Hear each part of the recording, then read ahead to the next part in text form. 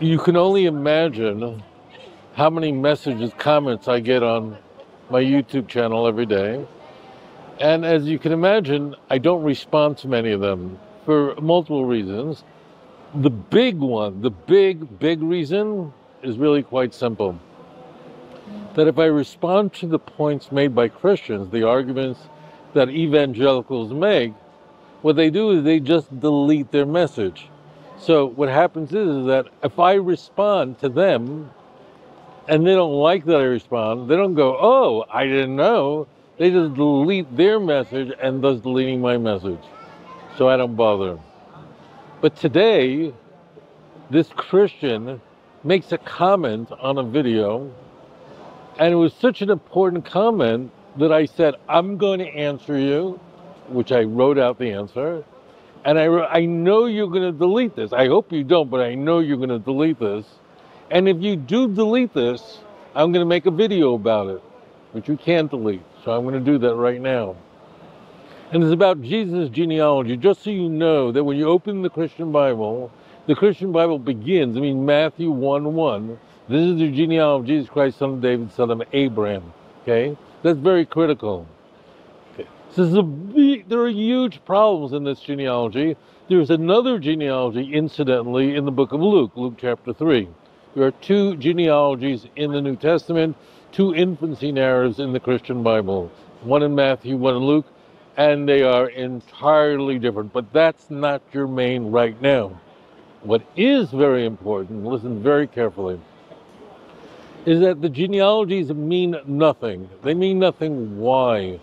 Because both Matthew and Luke claim that Jesus was born to a virgin, which means Matthew and Luke's genealogy, again, Matthew 1, Luke 3, are the putative genealogies of Joseph, who is the husband of Mary.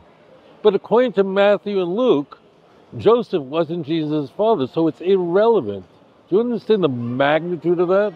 That means when the church claims that Jesus was born to a virgin, and only 2 books out of 27 books in the Christian Bible make that claim, it completely sabotages the possibility that Jesus can be the Messiah.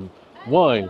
That means he can't be from the house of David. Why? Because you know what tribe you're from through your father. Why? Because the Torah says so. Where? Numbers chapter 1. It's really that simple. But as it turns out, the situation gets even worse in that the two infancy narratives disagree and the two genealogies disagree. In fact, who was Jesus' father?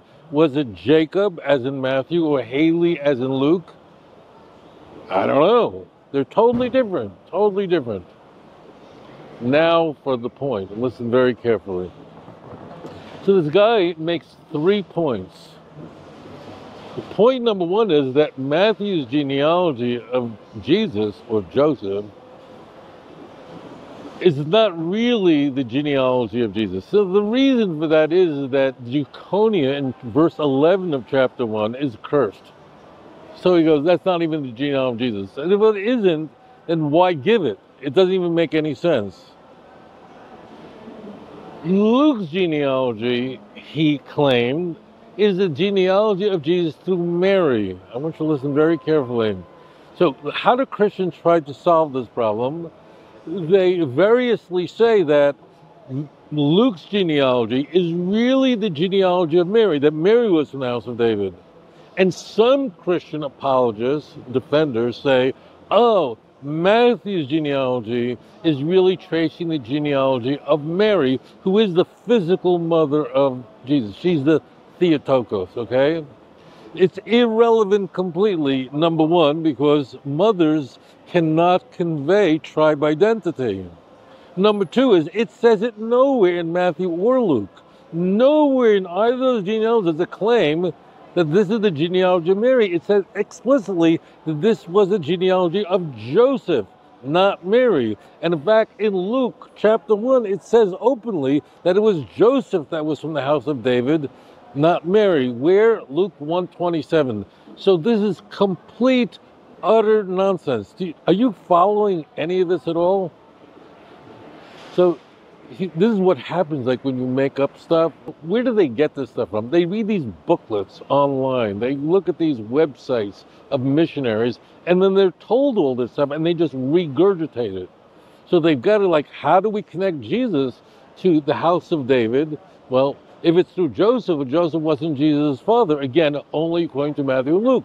And therefore, Joseph's genealogy is completely worthless. Now, if you read Matthew 1 or Luke chapter 3, you would see it's only Joseph that's mentioned, not Mary as being a descendant of King David.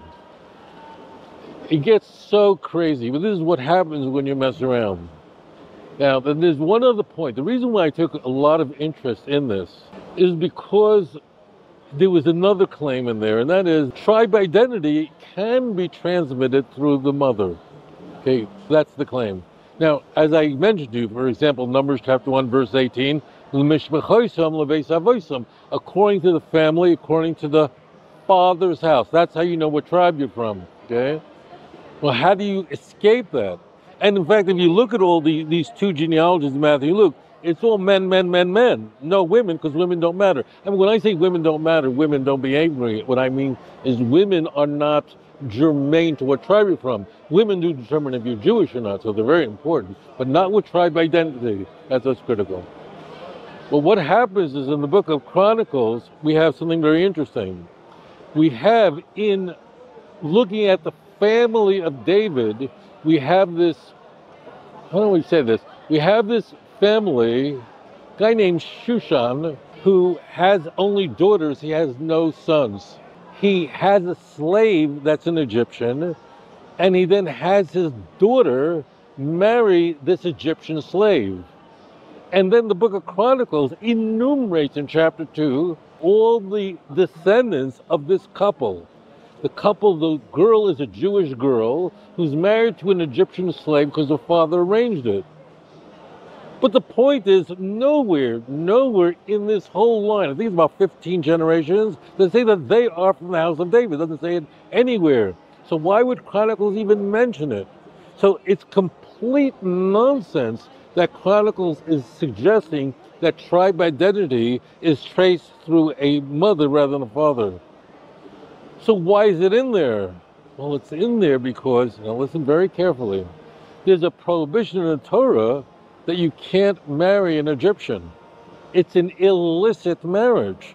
So therefore, the book of Chronicles, Ezra, who's the author of Devarim, enumerates, explains that, hey, you see all this whole family here? They're puzzled. These are not legit.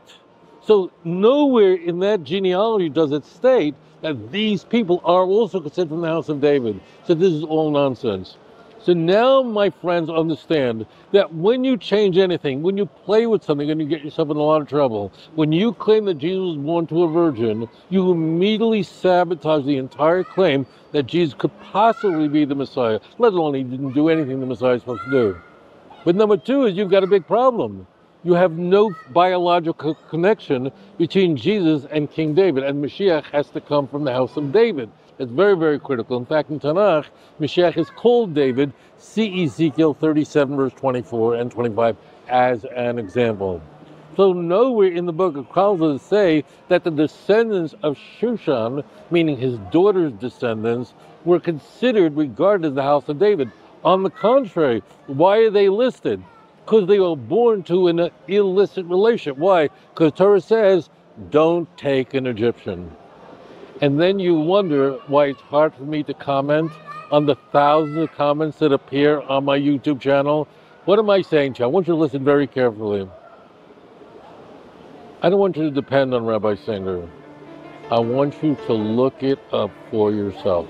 If you do, no missionary will ever be able to rob you of a relationship with God. Shalom. If you enjoyed this program, please like and subscribe.